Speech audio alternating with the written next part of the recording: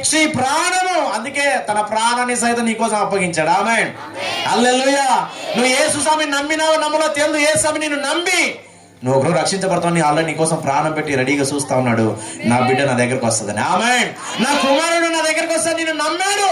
నమ్మిన యేసును నువ్వు ఒమ్ము చేయమాక. ఇస్కరేతు యూదా వేసాడు, వచ్చి ముద్దు పెట్టి మరీ ఒమ్ము చేసిపోయాడు. ఇది లోక ప్రేమ, నటన ప్రేమ.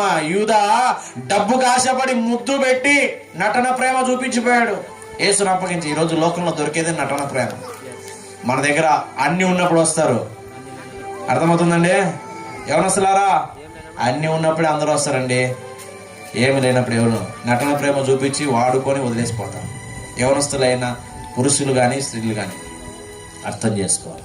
యేసయ్య ప్రేమ దగ్గరకు వస్తే ఆయన నిన్ను ప్రేమించిన దేవుడు నీకు సమస్తాన్ని ఆశీర్వాదకరంగా. ప్రాణాపాయ మీదకి వచ్చే ఎవరిని ఎవరు చూడరమ్మా, యేసు ప్రభు తప్ప. ఆమేన్. ఈరోజు యవనస్తులారా జాగ్రత్త ఉండండి. యేసయ్య ప్రేమ మీరు అనుభవించగలిగితే నటన ప్రేమ మీరు బానిసలు కాదు. ఈరోజు చూడండి, మరి నటన ప్రేమ పోయి తల్లిదండ్రుల ప్రేమ చూస్తున్నారా? పిల్లలు చూడట్లేదు, ఆడపిల్లలు చూడట్లేదు, మా పిల్లలు చూడట్లేదు. తల్లిదండ్రులు వాళ్ళు గోళమని ఏడుస్తూ కూడా పట్టించుకోకుండా ఇప్పుడు వచ్చినటువంటి ప్రేమకు, చనికాలకమైన ప్రేమకి యవనస్తులు బానిసలైపోతున్నారు.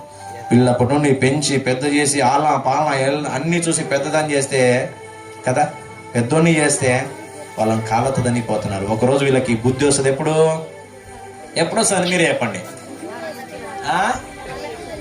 గుర్తుపెట్టుకోండి. ఇంక అంతే.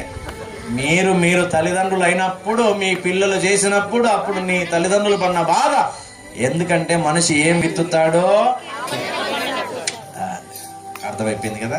జీవితం ఏం లేదండి, మనం ఏం విత్తుతాం. ఈరోజు